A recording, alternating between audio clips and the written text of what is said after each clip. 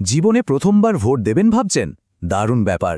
কিন্তু তার আগে একটা ছোট্ট অথচ খুব গুরুত্বপূর্ণ কাজ সারতে হবে, আর সেটা হলো ফর্ম 6 পূরণ করা। অনেকেই এই ব্যাপারটা নিয়ে একটু চিন্তায় থাকেন। তো চলুন না, আজ আমরা একসাথে পুরো প্রসেসটা একদম সহজ করে বুঝে নিই, যাতে একটাও ভুল না হয়। আচ্ছা, একটা কথা কিন্তু মাথায় রাখতে হবে, এই পুরো বিষয়টা দেখভাল করে ভারতের নির্বাচন কমিশন। তাই বুঝতেই পারছেন এখানে দেওয়া প্রত্যেকটা তথ্য একদম নির্ভুল হওয়াটা কতটা জরুরি। তো আমরা কি নিয়ে কথা বলবো? প্রথমে ফর্ম 6 জিনিসটা ঠিক কি সেটা একটু জেনে নেব। তারপর ধাপে ধাপে দেখব কিভাবে নিজের ব্যক্তিগত তথ্য, জরুরি কাগজপত্র আর ঠিকানার বিবরণ ভরতে হয়। আর সবশেষে থাকবে ডিক্লারেশন আর ফাইনাল স্টেপগুলো। একদম সহজ করে এগোবো আমরা। তো চলুন শুরু করা যাক। ফর্ম 6 এটা আসলে আর কিছুই না, একজন ভারতীয় নাগরিক হিসেবে প্রথমবার ভোটার লিস্টে নাম তোলার জন্য যে অফিশিয়াল অ্যাপ্লিকেশন ফর্মটা লাগে, এটাই হলো সেই ফর্ম। মানে সহজ করে বললে এই ফর্মটার একটাই কাজ, ভোটার তালিকায় নিজের নামটা তুলে ফেলা। আর সত্যি বলতে আমাদের গণতন্ত্রে অংশ নেওয়ার জন্য এটাই কিন্তু প্রথম সরকারি ধাপ। আচ্ছা, এবার আমরা চলে এসেছি ফর্মের সম্ভবত সবচেয়ে জরুরি সেকশনে, মানে পার্সোনাল ডিটেলস বা ব্যক্তিগত বিবরণ। এখানে কিন্তু প্রত্যেকটা তথ্য খুব সাবধানে একদম ঠিকঠাক করে ভরতে হবে। শুরুতেই নিজের নাম লিখতে হবে। এখানে একটা জিনিস খেয়াল করবেন, বাংলা আর ইংরেজি দুটো ভাষাতেই নাম লেখার জায়গা আছে। আর ইংরেজিতে যখন লিখবেন, মনে করে কিন্তু সব কটা অক্ষর বড় হাতের বা ক্যাপিটাল লেটারে দেবেন। আর হ্যাঁ, এই বিষয়টা একটু মন দিয়ে দেখুন। ফর্মে কিন্তু পরিষ্কার করে বলা আছে, যদি ইংরেজিতে নামটা না লেখা হয়, তাহলে সিস্টেম নিজে থেকেই বাংলা নামটা থেকে একটা ইংরেজি বানান বানিয়ে নেবে, মানে অটো ট্রান্সলিটারেট হয়ে যাবে। আর বুঝতেই পারছেন, এতে কিন্তু নামের বানান ভুল হওয়ার একটা বড় চান্স থাকে। তাই সবচেয়ে ভালো হয় নিজের নামের সঠিক ইংরেজি বানানটা সাবধানে লিখে দেওয়া। নামের ঠিক পরেই বাবা, মা বা স্বামী, মানে কোনো একজন নিকটাত্মীয় নাম দিতে হবে। তারপর আসবে আপনার মোবাইল নম্বর আর ইমেল আইডি। আধার নম্বরের জায়গাটাও থাকবে। যদিও এটা দেওয়াটা বাধ্যতামূলক নয়, তবে দিয়ে দিলে কাজটা আরও মসৃণ হয়। আর শেষে লিঙ্গ বা জেন্ডার সিলেক্ট করতে হবে। ব্যক্তিগত তথ্য তো হলো। এবার চলুন পরের স্টেপে যাই। এখানে আমাদের কিছু জরুরি ডকুমেন্ট বা কাগজপত্র জমা দিতে হবে।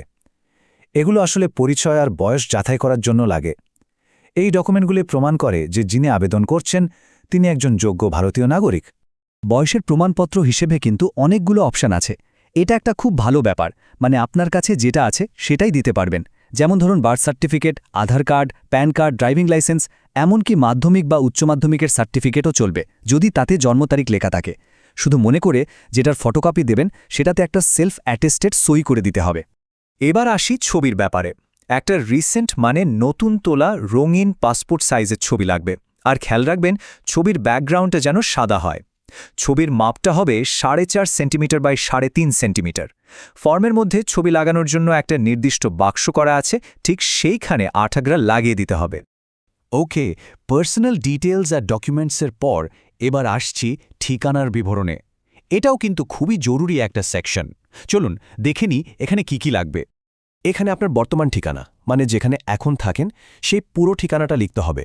একদম বাড়ির নম্বর, রাস্তা, গ্রাম বা শহরের নাম, পোস্ট অফিস, পিনকোড, জেলা, রাজ্য, কিচ্ছু বাদ দিলে চলবে না। সবটা যেন পরিষ্কার করে লেখা থাকে। আর এই ঠিকানার সপক্ষেও কিন্তু একটা প্রমাণপত্র দিতে হবে। এখানেও অনেক অপশন আছে, যেমন জল বা বিদ্যুৎ বা গ্যাসের বিল, আধার কার্ড, আপনার ব্যাংকের রিসেন্ট পাসবুক, ইন্ডিয়ান পাসপোর্ট, বা যদি ভাড়া বাড়িতে থাকেন তাহলে রেজিস্টার্ড ভাড়ার চুক্তিপত্র। এর মধ্যে যে কোনো একটা দিলেই হবে। ফর্মের 9 নম্বর সেকশনে একটা খুব গুরুত্বপূর্ণ বিষয় আছে। যদি আবেদনকারীর কোনো রকম শারীরিক প্রতিবন্ধকতা থাকে, যেমন ধরুন দেখতে, শুনতে বা হাঁটা চলায় কোনো অসুবিধা, তাহলে সেটা এখানে জানানোর অপশন আছে। এটা জানালে ভবিষ্যতে ভোট দেওয়ার সময় বিশেষ সাহায্য পেতে সুবিধে হয়। তো আমরা একদম শেষ পর্যায়ে চলে এসেছি।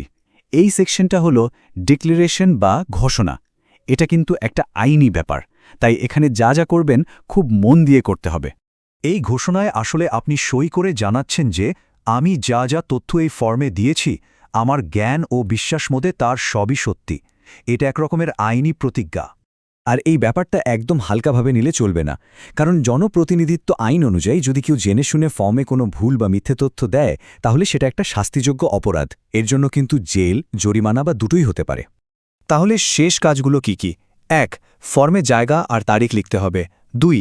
নিজের সই করতে হবে বা টিপছাপ দিতে হবে।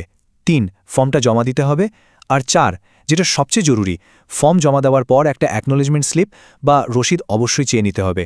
এই রসিদটাই কিন্তু আপনার আবেদনের প্রমাণ, এটা হারিয়ে ফেললে চলবে না। দেখুন, ফর্ম পূরণ করাটা হয়তো একটা সামান্য প্রশাসনিক কাজ বলে মনে হতে পারে, কিন্তু এর গুরুত্বটা কিন্তু অনেক বড়। এই একটা ফর্মই কিন্তু আপনার জন্য গণতন্ত্রের সবচেয়ে বড় উৎসবে অংশ নেওয়ার দরজাটা খুলে দিচ্ছে। তাহলে আর দেরি কেন? নিজের গণতান্ত্রিক অধিকার প্রয়োগ করার জন্য প্রথম ধাপটা আজই নিয়ে নেওয়া যাক, তাই না?